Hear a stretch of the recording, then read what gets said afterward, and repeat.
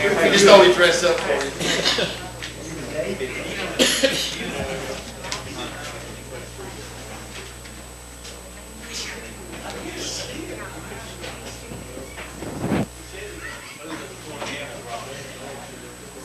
Bird dogging for me.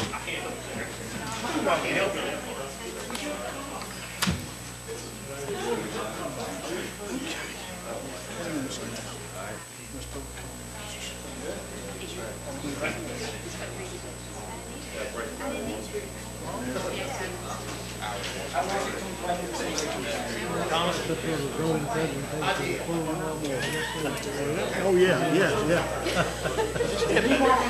Come on now. Yeah. Here it can be humorous and somewhat together, and maybe in the short term, it's probably less.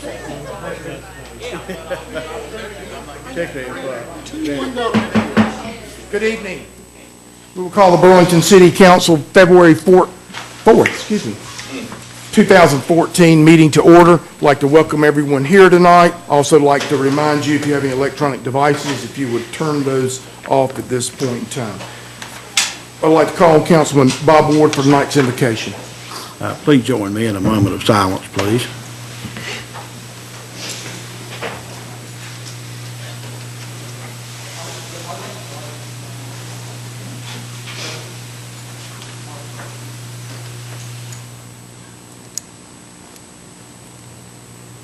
Thank you. Next item on the agenda is the Code of Ethics. This time we recognize City Clerk Renee Ward. Ms. Ward.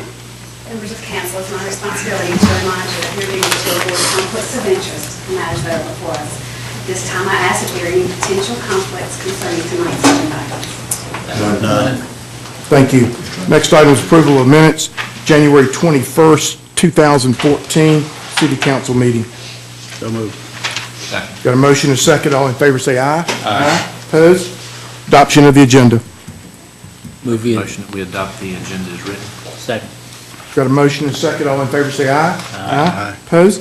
Consent agenda. These items are typically non-controversial. If anyone has any questions about the following items, please let us know. Item 1A, to approve a carnival permit for Powers Great American Midways to operate March 6th through 23rd, 2014 from 5 p.m. to 11 p.m. weekdays and from 12 noon until 11 p.m. on Saturday and Sunday. Carnival will be held at the northeast corner of North Church Street, Graham Hopedale Road. All requirements have been met. B, to approve a request from St. Mark's Church to hold a baptism at Lake Camac Marina. Date of the service will be August 24th, 2014 from 5 p.m. to 7 p.m. Permission is also required from North Carolina Department of Environmental and Natural Resources, Public Water Supply Section. Petition will be required to provide lifeguards. Approval conditional upon receiving all appropriate insurance documents. C, to adopt an ordinance requiring the demolition of a building located at 916 Rainey Street in the city of Burlington. D, to set a date of public hearing on February 18, 2014. Citizens to comment on the area housing and neighborhood improvement needs, proposed activity fiscal year 2014-15 community development program.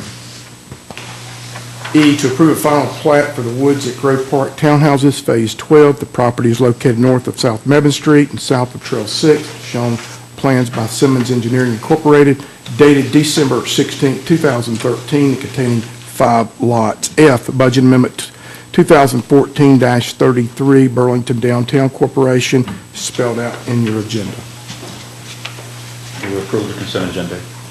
Got a motion second. All in favor say aye. Aye. Opposed? Next item is new business. City Council will consider approving a statement of consistency for action taken at the January 21st, 2014 City Council meeting pertaining to the City of Burlington zoning text amendment change to Section 32-7 Building Height Industrial Districts. This time we recognize Ms. Nelson. Welcome, Ms. Nelson. Thank you, Mayor and Council. I just basically want to give you a little review of what happened last time. We were bringing forth an amendment to eliminate height restrictions in our industrial districts for any future development that might come in. We've had some inquiries, and it's a good economic development proposal. And it will not affect the airport overlay Height District. So if you have any questions or anything, I'll be glad to answer them. Questions for Ms. Nelson? Yeah. Actually, that was approved, but the statement of consistency was not Right. available that night, which is available here now. Move we find that the zoning text amendment is consistent with the City of Burlington Comprehensive Land Use Plan, and this action is reasonable and in the public interest, and that the amendment is compatible with the current building practices. Second. Got a motion second, all in favor say aye. Aye. Opposed? Thank you. 3, City Council consider temporarily closing Front Street from Lexington Avenue to South Worth Street on April 28, 2014, from 3 p.m. until 10 p.m. for the American Red Cross downtown event, the Taste of Alamance, conditional upon receiving all appropriate insurance documents from each vendor serving alcohol. This time we'd recognize Brandy Marcello. Welcome, ma'am. Good evening. Good evening. Any comments from you guys in reference to your request? I have been talking with Alan Crouch about insurance, and it's pretty much so we just need it for the alcohol vendors at this time. He is going to provide me with exactly the wording that needs to be presented to you guys before the event. I've also made anyone who is preparing to serve alcohol that if they do not have this insurance documentation, they will not serve the day of the event. That's correct. Any comments on that, Ms. Reese? Just need to make sure Okay. we get them in here. please. So they'll make sure that they get the information to you before the event. Any comments, questions from council? Move we approve the temporary street closing. Second. Got a motion second, all in favor say aye. Aye. Opposed? Thank you. Thank Have a you. good evening. Item number 4 on the agenda, City Council consider a contract with SKA Consulting Engineers to perform structural evaluations and testing at the Ed Thomas Water Treatment Plant and Budget Amendment 2014-34 in the amount of $64,000 for engineering services, Ed Thomas Water Treatment Plant. This time I'd recognize Mr. Patterson. Welcome, Mr. Patterson. Mayor Wall and council, thank you for the opportunity to come before you tonight. The Ed Thomas Water Treatment Plant was constructed in the late 40s and put into service, I believe, around 1950.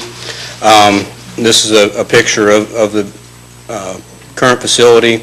It's a brick masonry structure and several basins outside. What I'm here to talk to you today is about a structural evaluation of the brick masonry structure.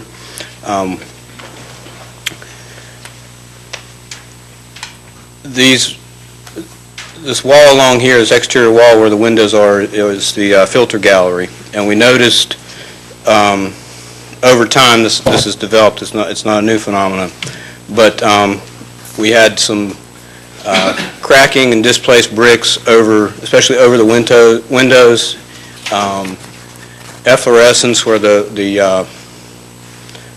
a chemical reaction that comes out of the mortar, displaced brick masonry. Also, the wall was displaced in certain areas. So we asked Allie Williams, Carmen and King to take a look at this and give us some advice, and they determined that this was probably beyond their realm of expertise, and they recommended that we talk with SKA. So we had SKA in this year to do a preliminary assessment. And again, there's some other pictures of the wall displacement and distortion. And these are all things that they found that needed some further investigation. So our staff worked with them to remove some of the bricks. This is a picture of the lintel above the windows. How this is constructed is there's 2 steel angles that were originally placed back to back, and over time moisture has gotten into the brickwork. Corrosion on the steel has forced them to separate, and that's what's causing the bricks to displace and the wall to move. On the other side of the building, it looks pretty good from a distance, but in these columns here, there's also some exterior cracking. And what they found was that there is moisture getting in from the roof. This is a picture of the parapet wall. At one point in time, there was the original flashing was brought up above this brick line to the concrete. It was cut off and left a gap exposed where the moisture can get into the wall. This is where we're talking about right here. At some point in time, fairly recently, within the last 20 years, there was a new roof placed on the building, but the flashing was not carried up to that top, so water could still get down through the walls.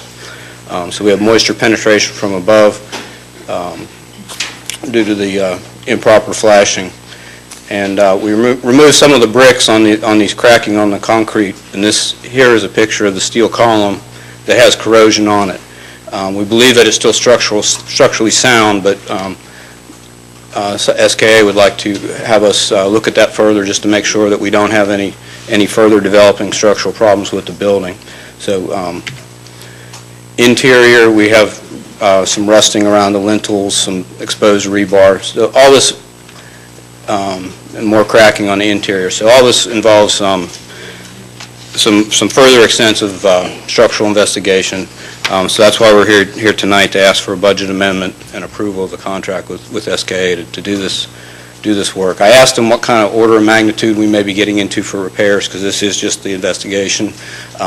They said it could be anywhere from six figures, $100,000, up to maybe $1 million, depending on the extent of the deterioration. So another example of our aging infrastructure that we need to take a look at and try to repair.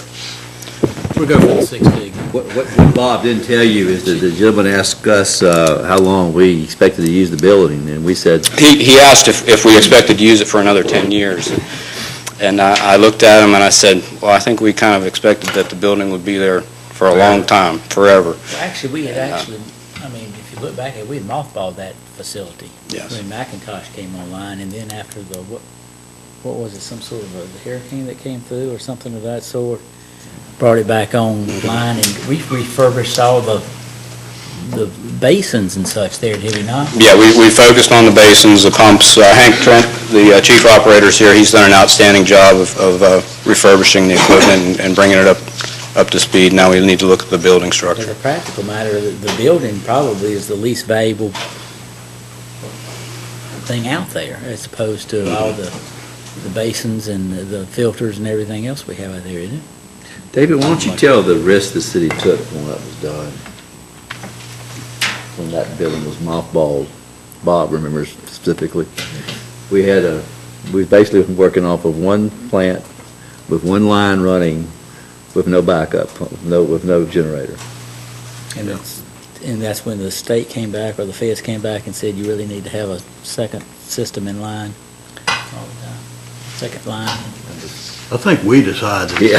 the state, just having one horse, if you have to pull a wagon home, you might need two, so. I was glad when it came back home. That was quite a Any- risk. Yeah. Any questions for Mr. Patterson? What's that, 99? What do you think, how long a project is this for them to do the assessments, do you think? The assessment, I believe, was,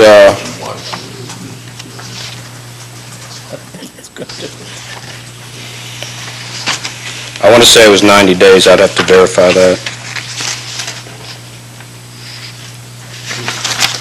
So I'm assuming we take whatever their recommendations are, and that would be part of what we would look for next year's budget, is that? Depending on the severity, we may be able to wait a year or two, but it's something that we need to stay ahead of. I mean, the pictures look like it's sooner rather than later. Yes. It just depends on the degree of what's found. What if they come back and tell us it's not structurally sound for another? If we could look Well- down that road. Well, we certainly don't want to look down that road, but we'll have to find out. That they don't believe that's the case. They haven't given us that indication yet, but some of this testing will be exposing more of the columns and taking a look deeper into the walls to see what the conditions are. Any questions, comments? Between last night's East Plant and tonight's We're Here, you got any more surprises for us? Well, you never know. Latest report I had is we've had 11 water breaks since February 1st.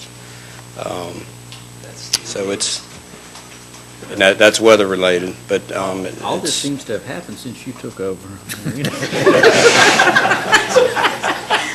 I'm a carrier. I make a motion, we get away from that. I make a motion, we approve the SKA Consulting Engineering Budget Amendment 2014-34. Got a motion and a second. All in favor say aye. Aye. Opposed? That brings us to public comment period. First on the list, Tina Thompson. Topic, public transportation. If you would state your name and address. Good evening, Mayor Wall and council members. My name's Tina Thompson. I'm a licensed clinical social worker, have been for about 20 years, have been employed with Alamance Regional, and more recently in a role as the psychiatric mental health counselor. So I could talk to you guys for days about lots of other issues, but we'll keep it short and sweet. I've recently joined some of the greatest advocates probably here in our county as far as transit, sidewalks, and of course bus route for the citizens of our county. And so I'm here as someone that has lived and worked in this county for many years and have fortunately been able to get into my car and go anywhere, anytime that I so desire, but have worked with many unfortunate people who don't have that luxury that you and I sometimes take for granted. And so I've tried to capture in a little bit of an acronym why I think transit is so important at this time for the citizens of our county. So I'll make it brief, and I'll certainly answer any questions if, because these are my bright ideas, and I can certainly elaborate on those as I go along. I'm using RIDE, R-I-D-E, as the acronym. The most important thing, and of course being a social worker, would be to reduce inequalities within the community. Just as I mentioned earlier, we take for granted we can get in our cars and go to Greensboro or go to the library or even go to a doctor's appointment. Reliability in terms of the workforce. I did some work with allied churches and worked with many people who were down on their luck and who were at the shelter but working, but either had to get there by foot or thumb a ride because taking a taxi cab was certainly out of their budget, especially if they didn't even have money for medications and things. I don't want to digress, though. So reliability in terms of getting workers to work, which thirdly could lead to revenue, more money, workers, services being provided, people making money and spending money here in the community. Investment. And I was pretty proud. My 7th grader who goes to term time said, I was talking about coming here tonight to speak, and I said, well, give me some ideas about We're talking about public transportation and people that don't have money for that, or for cars. She said, invest. So I went with that, invest in the next generation, invest in the people here that are wanting to work, that are wanting to not just keep getting handouts, but they really want to invest in their own lives. They want to have increased access to care, to events. We had the folks here talking about downtown and some of the wonderful arts and crafts and events, whether it's education or resources or spiritual events. So we're not even talking about just access to health care or mental health care. We're talking about access to events in the community that can really unify the community. Of course, thirdly, as far as is independence. It promotes independence, which leads people to be responsible, hopefully with the revenue that we can make with the transit. D, it allows people to have a dedication to their community, their families, their work, their education. And the most important thing that came to my mind when I thought about this was it decreases dependency. Decreases dependency in some ways on state and local resources, dependency on family and friends who, I can think of one lady, her daughter charges her $10 every time she has to go somewhere, whether it's to the grocery store or to a doctor's appointment or to see me for therapy. that's not the kind of dependence that people want. She would rather do something else with her $10 than pay her own daughter, for a ride. The last E, enhance quality of life, enhance access to services, resources. I'm kind of repeating myself. As you can tell, I'm a little bit nervous. Secondly, empower. Empower not only the people in our community now, but the future generations. As my 7th grader said, we're investing. Why not empower these people? And we can do that through public transit. And lastly, it's about equality. Happy people, people that feel like they're being treated equal and they have freedoms. I think overall, you don't need a lot of research in psychology or social work to know that when you enhance equality, people are going to be happier. So, thank you. Thank you, ma'am. Next, Alex Alfonso, topic, public transportation. Thank you, Mayor, Council. First of all, I want to thank and commend Councilman Butler for finally calling for action on this issue and trying to get this on the agenda. It has been far, far, far too long that this issue's been stalled in this chamber. And then I want to respond also to the one opponent that I've seen come up here after the reams and many groups that have come up here to speak in favor of it. I saw one person speak against it last week, and I want to address some of the things he said because there was a little misleading information in there. First of all, that these grants are going to go away in the next 3 years. I don't see any evidence of that whatsoever. I mean, these grants have predated this administration, and they'll predate any other administration coming in. This is the same money that cities like San Francisco, Chicago, New York, Atlanta draw from to subsidize their public transportation system. That is a solid foundation that you all could follow to establish a system here. Second, his other big question, I think it was Carl Temple, said that is it necessary here and will it make a difference? Let me lay out a real-world economic scenario that's happening right now, every day in this city. Under the county's underfunded and overpriced public transportation system, it costs $10 for a round-way trip anywhere in the city. Under the proposed system that the city would make, it would cost maybe as little as $1.75, as much as maybe $3.25 or something like that for a round trip. Now, if I have $10, I can't really do anything with ACTA. Let's say I want to get out of the house because I just don't want to waste the gas or don't have a car. With those $10, I could go to Alamance Crossing.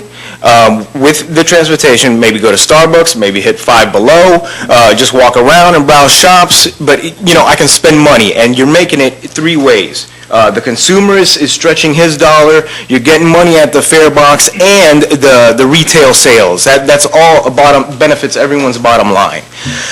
If I was going to downtown Burlington with the same $10, I could probably have lunch at Saks, get a beer at the Public House, or maybe have lunch at the Co-op, or check out something at the Treasure House and maybe pick up a knick-knack there. Again, everyone benefits, and that's stretching the dollar. I think that makes a difference for sure. Now, you add to the equation all the people that are actually going to get jobs from having reliable transportation, actually obtain a livelihood. I mean, that is necessary, especially in the economic times we're dealing with right now, where everybody seems to be struggling and trying to stretch a dollar. That is a big, big necessity here, and I don't think you could ignore that any longer.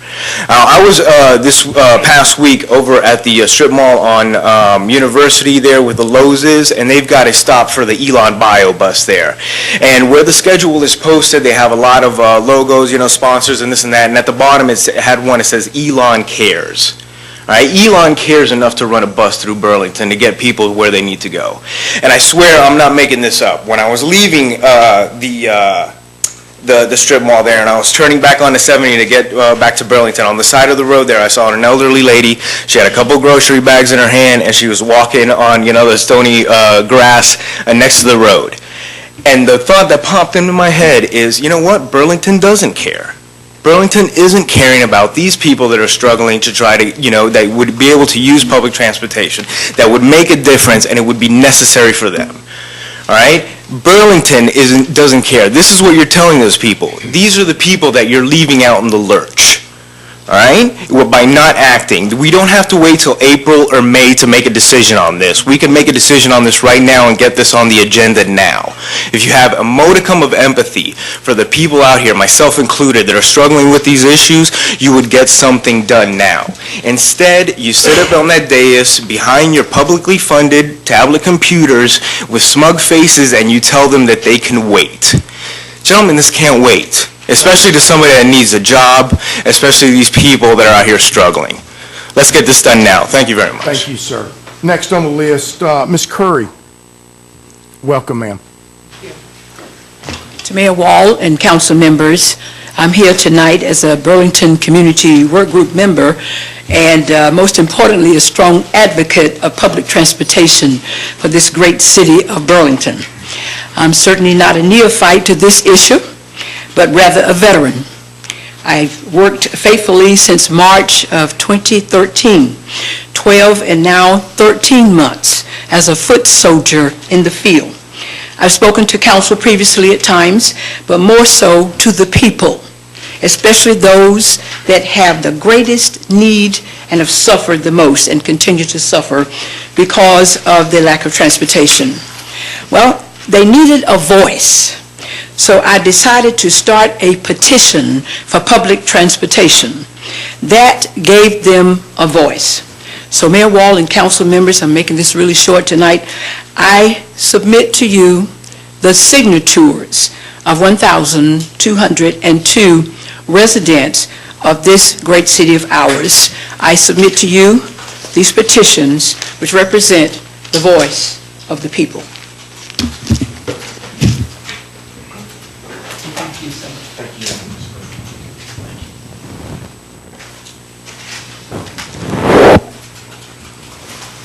That brings us to city council comments. Council? Mayor, I'd just like to make one comment and really commend our city staff for the recent sewer breaks that we had. I know that was a difficult time and it's still an ongoing situation to get that resolved. I was talking to Harold about it off and on throughout the process, but could not have been more difficult situation, could not have been more difficult weather, and could not have been any more trying to the resources that we had, but I think they averted a catastrophe. I think they worked extremely diligent and were bright in their efforts and their notifications to Diener and so forth, and I, for one, would like to commend them for their efforts on that. Thank you. Any other comment? A couple of, Mr. Kirkman, a gentleman called me this afternoon and observed one of the trucks, sanitation trucks, evidently had picked up some garbage, and a lady came out of the house with 2 bags, and the driver got out of the truck and actually took the 2 bags and actually put the bags in. So the gentleman that happened to observe this stopped, rolled down his window, and thanked the person. So if you could relay that to someone, I'd greatly appreciate that. But it was on Glenwood and Edgewood around lunchtime today. Also, I would like to commend the staff on the temporary signs that we talked about last meeting, and it appears that we're moving along at a good clip. I know you've picked up a lot, and we appreciate that from staff. It's going to be an ongoing project as well. So we appreciate that, and with the information that Mr. Beal gave us last night with a great presentation in reference to front porches, that's encouraging that we're moving forward in the city as well. Also, the police barbecue that was held on Saturday, I had the opportunity to visit, and it was well attended, and the barbecue was outstanding. So, Chief Kearns, relay the information, please. Any other comments from council? Not entertain a motion to adjourn.